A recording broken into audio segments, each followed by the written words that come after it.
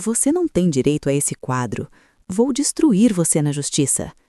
Meu tio Roberto gritava com tanta fúria que senti o chão tremer sob meus pés.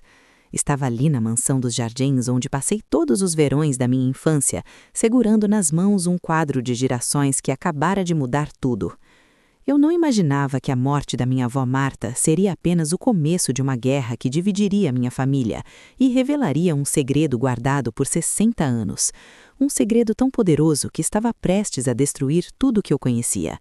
Mas deixe-me voltar ao início, para que você entenda como um simples quadro transformou-se em uma bomba relógio pronta para explodir. Quando o telefone tocou naquela manhã de agosto, eu sabia que algo terrível havia acontecido. A voz da minha mãe, Érica, tremia de uma forma que eu nunca tinha ouvido. Ellen, é a vovó. Ela se foi durante a noite. Minhas mãos começaram a tremer. Larguei tudo e dirigi até a mansão. Aquela casa antiga de janelas altas e jardim perfumado, onde a vovó Marta havia passado os últimos 50 anos da sua vida. A casa parecia morta sem ela. O silêncio era opressor, como se até o ar tivesse parado de circular. Vovó Marta tinha 92 anos, mas mantinha a mente afiada até o último dia. Era uma matriarca de olhar penetrante e decisões que ninguém ousava questionar. Comigo sempre foi carinhosa, me protegia, me entendia, mas com meu tio Roberto, o filho mais velho, a relação era uma guerra fria que durava décadas, e eu nunca tinha entendido por quê. O velório foi uma peça de teatro macabro. Roberto apareceu com um terno italiano que devia custar mais que o salário mensal de 3 pessoas, olhando para os cantos da casa com aqueles olhares calculistas que me davam arrepios. Ele mal disfarçava a ansiedade, já estava contando o dinheiro da herança antes mesmo do corpo da mãe esfriar. Márcia, sua esposa aristocrática, sussurrava ao telefone sobre avaliações de imóveis. Minha mãe chorava no canto, perdida e frágil. Minha prima Júlia me abraçou e sussurrou: "Prepare-se, vai ficar feio." Uma semana depois, estávamos todos no escritório do Dr. Mendes, o advogado da família. O escritório ficava num prédio antigo do centro, com um elevador de grade que rangia e cheiro de papel velho. Dr. Mendes era um senhor de óculos redondos e gravata borboleta que parecia ter saído de um filme dos anos 50. Dona Marta foi extremamente específica em suas disposições, disse ele abrindo uma pasta de couro desgastado. O testamento foi redigido há 5 anos e atualizado há apenas 6 meses. Algumas decisões podem surpreender vocês. A casa dos Jardins ficaria para minha mãe, o apartamento da praia e 3 milhões em investimentos, para Roberto. Parecia tudo previsível, normal, até que Dr. Mendes puxou outro documento com um lacre de cera vermelho que parecia ter sido tocado por mãos trêmulas. No entanto, há uma cláusula extraordinária. O advogado olhou diretamente para mim. Ellen, sua avó deixou o quadro do ateliê, o campo de girassóis. Meu coração parou. Aquele quadro. As memórias inundaram minha mente como uma onda violenta. Tinha passado horas inteiras da minha infância olhando para aquela tela enorme, perdida naqueles girassóis dourados que pareciam dançar sob um céu impossível de azul. A moldura antiga e dourada, a assinatura discreta no canto. Eu amava aquele quadro mais que qualquer coisa naquela casa. É só um quadro velho e feio, disse Roberto com desprezo mal disfarçado na voz. Não vale nada. Na verdade, Dr. Mendes ajustou os óculos com um movimento lento e deliberado. Dona Marta especificou que este item não deve ser avaliado monetariamente. É uma herança afetiva. Mas ela deixou uma instrução peculiar. Ele estendeu um envelope lacrado. Ellen deve ir até a casa, retirar o quadro pessoalmente e só então poderá ler este adendo. As palavras dela foram: "Ela vai entender quando vir." No dia seguinte, subi as escadas da mansão com o coração disparado. Cada degrau rangia sob meus pés, ecoando no vazio da casa morta. O ateliê estava no 3º andar. Aquele espaço mágico onde a vovó passava horas pintando e lendo. O quadro estava lá, na parede principal, os girassóis brilhando mesmo na penumbra filtrada pelas cortinas de veludo. Comecei a tirá-lo da parede com cuidado, sentindo o peso da moldura antiga. Foi então que meus dedos encontraram algo estranho. Havia um volume atrás da tela, algo que não deveria estar ali. Virei o quadro com mãos trêmulas e vi um envelope amarelado pelo tempo com a letra firme da minha avó. Para Ellen, abra antes de ler o testamento. A verdade está aqui. Sentei-me no chão de madeira, o coração batendo tão forte que podia ouvi-lo ecoar no silêncio. Abri o envelope e dentro havia uma carta escrita à mão e uma fotografia antiga, preto e branco, desbotada nas bordas. Na foto, vovó Marta, jovem, não podia ter mais do que 25 anos, estava ao lado de um homem que eu nunca tinha visto. Não era meu avô Arthur. Este homem tinha cabelos escuros ondulados, um sorriso que iluminava a fotografia inteira, e segurava um pincel. Atrás deles, um cavalete com a mesma tela de girassóis que eu segurava nas mãos. Comecei a ler a carta e a cada palavra sentia o chão desaparecendo sob meus pés. Minha querida Ellen, se você está lendo isto, significa que finalmente chegou a hora de você saber a verdade que guardei por toda a minha vida. Este quadro não foi pintado por seu avô Arthur. Foi pintado por outro homem. Um homem que eu amei antes de conhecer seu avô. Um homem que eu nunca parei de amar, mesmo quando o dever me obrigou a escolher outro caminho. Seu nome era Miguel Tavares. Miguel. Um nome que eu nunca tinha ouvido na família. Continuei a ler com lágrimas começando a embaçar minha visão. A vovó contou como o conheceu em uma escola de arte em São Paulo em 1952. Ele era português, tinha fugido do regime salazarista, era pobre, mas era o artista mais talentoso que ela tinha visto. Eles se apaixonaram com a intensidade de quem sabe que o tempo é precioso. Mas minha família não aceitava Ellen. Miguel não tinha dinheiro, não tinha sobrenome, era estrangeiro. Meu pai arranjou o casamento com Arthur, um homem de negócios respeitado, com futuro garantido. E eu tive que escolher entre o amor e o dever. Escolhi o dever, mas Deus como doeu. Miguel voltou para Portugal com o coração partido. Pintou este quadro para mim no último dia que nos vimos. Disse que queria que eu lembrasse que o amor foi real, mesmo que não pudesse ser vivido. Minha respiração estava irregular. A carta continuava. Miguel morreu em 1975, sozinho em uma aldeia no Douro.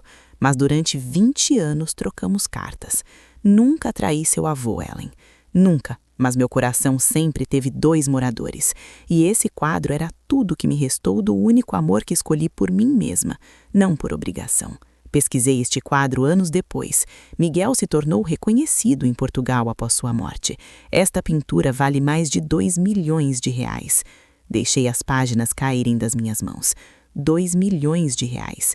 Olhei para o envelope lacrado de Dr. Mendes, que ainda estava fechado. Agora eu entendia. A vovó queria que eu soubesse a verdade emocional antes da verdade jurídica. Queria que eu entendesse que aquilo não era sobre dinheiro. Era sobre um coração partido, preservado em tinta e tela por mais de 60 anos. E então, na última página da carta, li as palavras que fariam tudo explodir. Ellen, quando Roberto souber do valor real, ele vai querer contestar o testamento. Ele sempre foi movido pela ganância. Nunca entendeu o valor das coisas que o dinheiro não pode comprar. Por isso, deixo isto para você. Você é a única que olhava para este quadro e via amor, não preço. Proteja esta história. Proteja o que foi nosso. E cuidado, seu tio é capaz de qualquer coisa. Naquela noite, levei o quadro para o meu apartamento com um nó de medo no estômago. Sabia que uma tempestade estava prestes a desabar. E no dia seguinte, a tempestade chegou. Minha mãe ligou com a voz tensa. O Roberto quer fazer uma reunião de família, amanhã, à noite. Ele disse que tem questões graves sobre o inventário. A reunião foi na mansão. O Roberto já estava lá quando eu cheguei, ocupando a poltrona da cabeceira como se fosse o patriarca. Márcia estava ao lado dele com aquele sorriso de superioridade que me dava náuseas. Minha mãe parecia pequena e assustada num canto. Júlia veio comigo, segurou minha mão quando entramos. Dr. Mendes também estava presente, com uma expressão preocupada. Dr. Mendes, explique para minha sobrinha a situação delicada em que ela se encontra, disse Roberto com uma falsa cordialidade que não enganava ninguém. Na verdade, Roberto, não há situação nenhuma. O testamento é absolutamente claro e legal. O testamento foi feito com informações incompletas. Roberto bateu a mão na mesa com tanta força que fez as xícaras de café tremerem. Minha mãe não tinha ideia do valor real daquele quadro vagabundo. Se soubesse que valia 2 milhões, nunca teria dado para uma neta enquanto deixava migalhas para um filho. A vovó sabia exatamente o valor, falei, tentando manter a voz firme apesar do medo subindo pela minha garganta. Tem documentos provando isso. Documentos quê? Respirei fundo. A vovó mandou avaliar o quadro há 5 anos. Existe um laudo oficial de 3 peritos independentes. E ela deixou uma carta completa explicando por que me deixou especificamente. Foi por razões profundamente pessoais. Razões pessoais? Márcia soltou uma risada seca e cruel. 2 milhões de reais em razões pessoais? Que piada! A sala explodiu. Roberto gritava sobre favorecimento indevido. Júlia me defendia com unhas e dentes. Dr. Mendes falava sobre legalidade. Minha mãe chorava. Foi quando me levantei e minha voz cortou o caos como uma lâmina. Vocês querem saber a verdade? Querem saber por que a vovó me deixou esse quadro? O silêncio caiu como uma pedra. Todos me olhavam. Porque ela tinha um segredo que ela guardou a vida inteira. Um segredo que vai mudar tudo o que vocês pensam que sabem sobre ela. E então contei. Sobre Miguel, o artista português pobre que roubou o coração da jovem Marta. Sobre o amor impossível. Sobre a família que a forçou a escolher entre o coração e o dever. Sobre como ela foi obrigada a casar com meu avô Arthur, um homem que ela respeitava, mas nunca amou da mesma forma. Sobre as cartas trocadas por 20 anos com o homem que ficou em Portugal, pintando e morrendo de coração partido. Sobre como o quadro era a única lembrança física desse amor que nunca pode ser vivido. Minha mãe chorava violentamente. Ela nunca me contou. Deus, ela viveu uma vida inteira guardando isso. Porque ela tinha vergonha, respondi com a voz embargada. Porque naquela época uma mulher casada nem podia pensar em outro homem sem ser julgada e destruída. Ela viveu com esse peso sozinha. Roberto estava processando tudo, o rosto vermelho, as veias do pescoço saltadas. E você acha que essa historinha sentimental de amor proibido muda alguma coisa? O quadro continua valendo 2 milhões de reais que deveriam ser divididos. O quadro não faz parte do espólio regular, Dr. Mendes interveio com firmeza. Está completamente documentado que a obra foi adquirida antes do casamento com seu pai. É bem exclusivo de Dona Marta, para dispor como quisesse. Então a mamãe enganou o papai durante o casamento inteiro, manteve correspondência secreta com um amante, viveu uma mentira. Ela não traiu ninguém, gritei de volta. As cartas eram de saudade, de memória, de conexão humana. Miguel estava em Portugal. Ela nunca o viu novamente. Ela cumpriu todos os deveres de esposa e mãe, mas o coração dela nunca foi totalmente do vovô Arthur, e ela tinha direito a isso, tinha direito aos seus sentimentos. Roberto apontou o dedo com ódio puro nos olhos.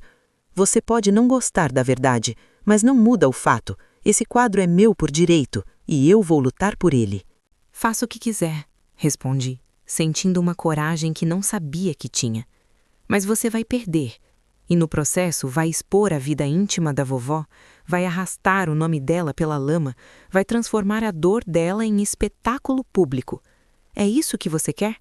Destruir a memória da sua própria mãe por dinheiro? Ele pegou o casaco com um movimento violento.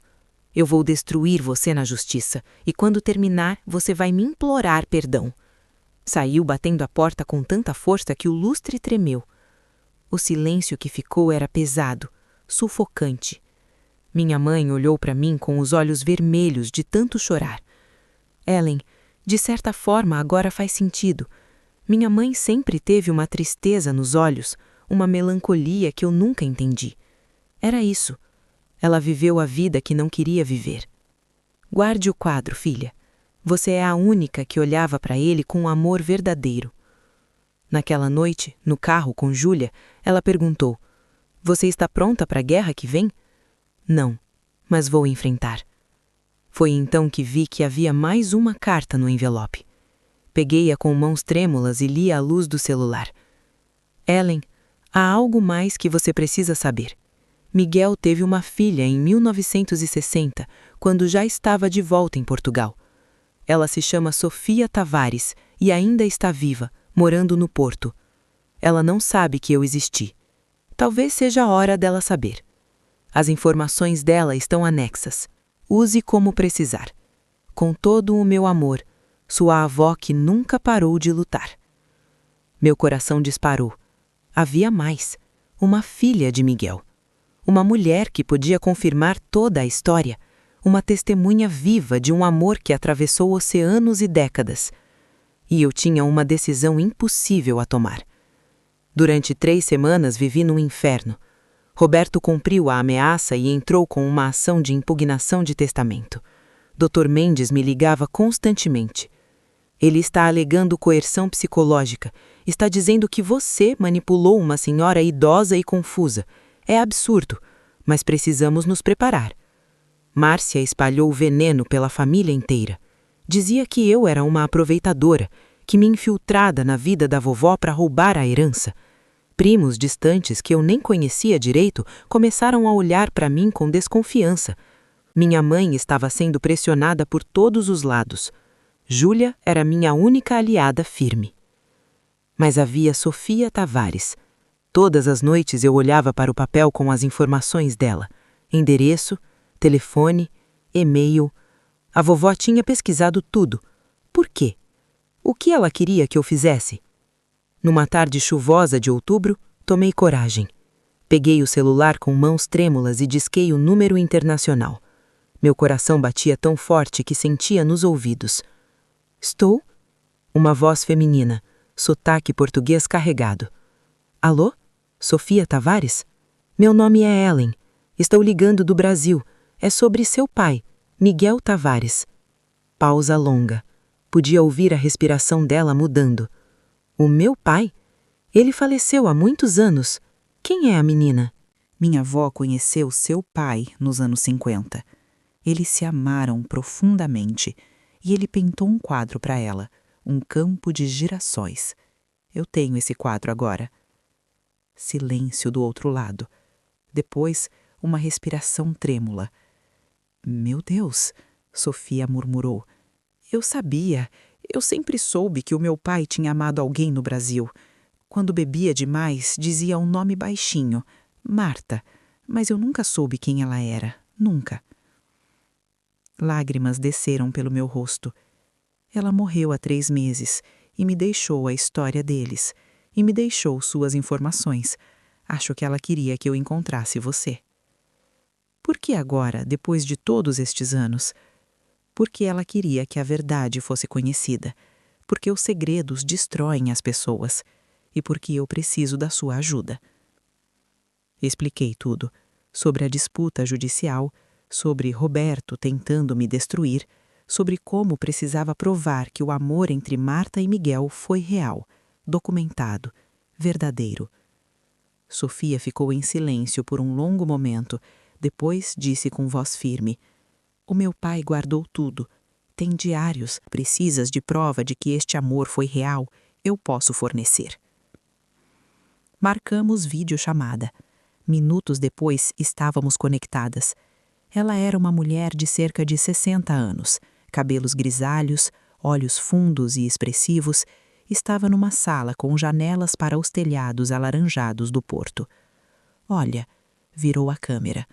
Na parede, vários quadros. Estes são os quadros do meu pai. E olha para este. Era um retrato de uma mulher jovem sentada num banco de jardim, olhando o horizonte com uma expressão de esperança e tristeza misturadas. Minha avó. Ele pintou em 1954, semanas antes de receber a carta dela dizendo que ia casar com outro homem. Nunca disse quem era o retrato, mas agora eu sei. É a Marta. É a mulher que o destruiu e que ele nunca conseguiu esquecer. Conversamos por horas. Sofia contou sobre Miguel, como ele nunca se casou de verdade, como passou a vida pintando girassóis e nunca explicou por quê. Como morreu em 1975 em uma aldeia esquecida do Douro, sozinho, pintando até o último dia. Ellen, eu quero ajudar. Quero que a história do meu pai seja conhecida. Quero vir ao Brasil. Quero ver esse quadro. Quero testemunhar em tribunal, se for preciso, porque o meu pai amou essa mulher mais que a própria vida. E esse amor merece ser honrado, não destruído por ganância. A audiência foi marcada. Sofia comprou passagem para o Brasil e tudo estava prestes a explodir. A sala de audiências era pequena, claustrofóbica, paredes brancas, ar-condicionado fazendo um barulho irritante, um crucifixo discreto na parede. Cheguei cedo com o Dr. Mendes, o estômago revoltado de nervosismo. Do outro lado, Roberto conversava com 3 advogados de ternos que deviam custar uma fortuna. Sofia tinha chegado na noite anterior. Quando nos vimos no aeroporto, foi como se nos conhecêssemos há anos. Ela me abraçou forte, chorando, sussurrando em português. Levei-a para ver o quadro e ela ficou parada, 20 minutos apenas olhando, lágrimas escorrendo silenciosamente. É exatamente como meu pai descreveu nos diários. Pintou com o coração despedaçado. Agora, Sofia estava ao meu lado, com Júlia e minha mãe atrás. Roberto olhou com desprezo quando entramos. O juiz entrou. Um homem de cabelos brancos, óculos de leitura pendurados no pescoço, expressão cansada de quem já viu de tudo. Estamos aqui para deliberar sobre a impugnação movida pelo senhor Roberto Santos quanto ao bem denominado Campo de Girassóis, obra do artista Miguel Tavares, atualmente avaliada em R$ 2.200.000. O advogado de Roberto abriu como um predador. Excelência, a falecida destinou um bem de valor extraordinário para apenas uma neta, violando flagrantemente o princípio da igualdade sucessória. Alegamos que a testadora não tinha conhecimento pleno do valor e foi sutilmente induzida pela beneficiária. Dr. Mendes rebateu com firmeza. A testadora tinha conhecimento absoluto e documentado. A disposição foi fundamentada em razões afetivas profundamente pessoais e está perfeitamente dentro da legalidade. Razões afetivas? O advogado riu com cinismo.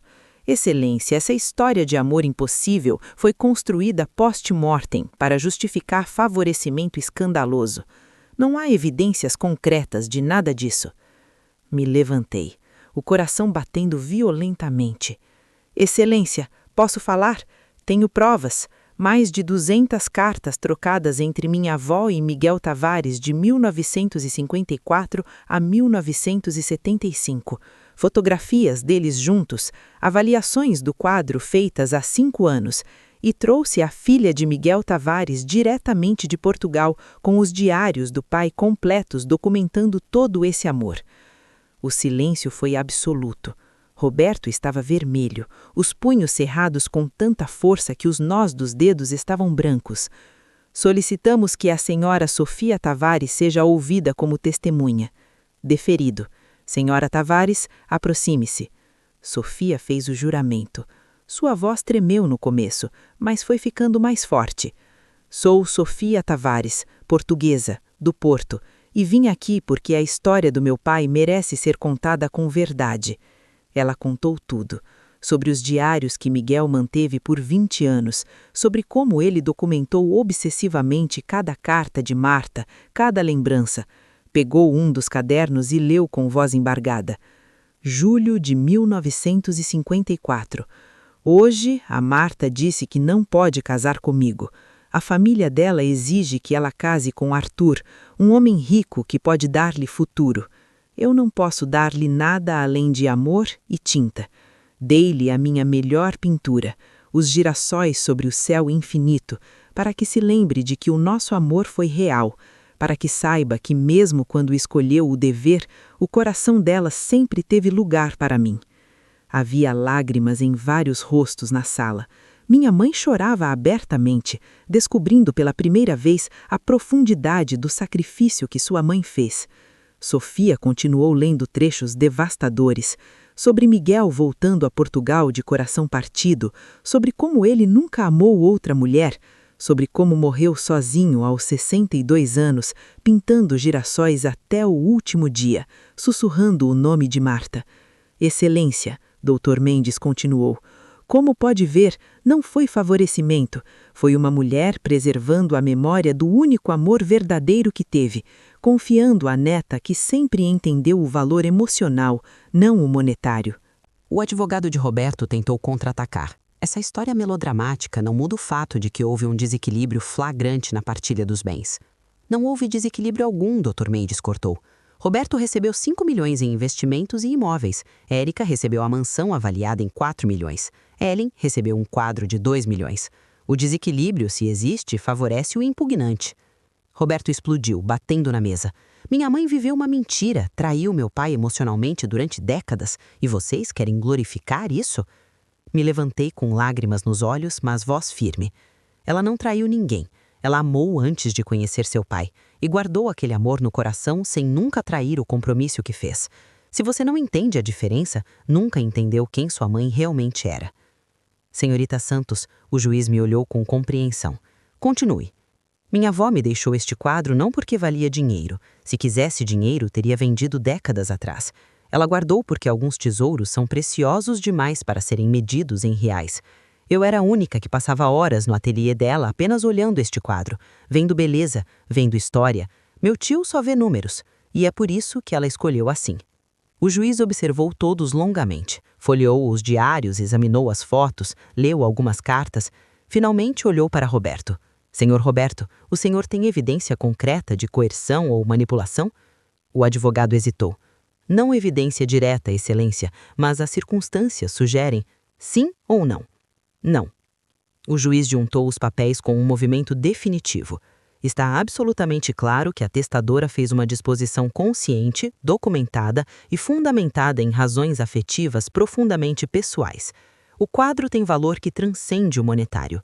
É a materialização de um amor impossível, de um sacrifício, de uma história que merece ser preservada. Ellen Santos demonstrou ser a guardiã apropriada dessa memória. Bateu o martelo. Julgo improcedente a impugnação de testamenta. O testamento de Dona Marta Santos é mantido integralmente. Custas processuais a cargo do impugnante. Está encerrado. Júlia me abraçou tão forte que quase não consegui respirar. Sofia sorria com lágrimas escorrendo. Minha mãe sussurrou no meu ouvido. Sua avó estaria tão orgulhosa de você. Saímos do tribunal. Havia repórteres na porta, câmeras, flashes. Parei e olhei direto para as câmeras. Minha avó foi uma mulher que amou profundamente, que fez escolhas impossíveis numa época em que mulheres não tinham voz. O quadro não é sobre dinheiro, é sobre memória, sobre amor, sobre os sacrifícios que as mulheres daquela geração tiveram que fazer para sobreviver. Vou honrar essa confiança até o meu último dia. E caminhei com Sofia, Júlia e minha mãe, deixando para trás não apenas o tribunal, mas toda uma vida de mentiras e segredos. 3 meses depois, organizei uma pequena exposição na mansão dos Jardins, no ateliê da vovó. Minha mãe acordou imediatamente. É o lugar certo, é onde a história começou. Sofia tinha ficado 1 mês após o julgamento.